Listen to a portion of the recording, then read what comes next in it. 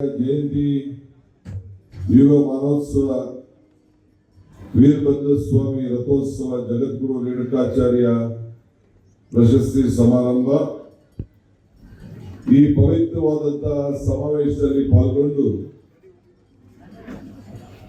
ನನಗೆ ಶ್ರೀಗಳು ಜಗದ್ಗುರು ರಂಭಾಪುರಿ ಪೀಠದ ಪರಿಸರದಲ್ಲಿ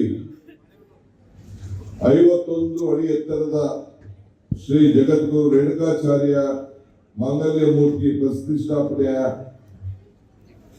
ಶಿಲಾನ್ಯಾಸದ ಭೂಮಿ ಪೂಜೆಗೆ ಒಂದು ಅವಕಾಶವನ್ನು ಮಾಡಿಕೊಟ್ರು. ಇದನ್ನು ನೋಡಿದ್ರೆ ಪುರಂದರದಾಸರ ಒಂದು ಮಾತು ನನಗೆ ನೆನಪು ಬರ್ತದೆ. ಇದು ಭಾಗ್ಯ, ಇದು ಭಾಗ್ಯ, ಇದು ಭಾಗ್ಯವಯ್ಯ, ಪದ್ಮನಾಭನ ಪಾದ ಭಜನೆ ಪರಮ ಸುಖವಯ್ಯ ಅಂತೇಳಿ. ಹಾಗೆ ಈ ಪುಣ್ಯ ಭೂಮಿಯಲ್ಲಿ ಶ್ರೀ ರೇಣುಕಾರ ಮೂರ್ತಿಯ ಶಿಲಾನ್ಯಾಸದಲ್ಲಿ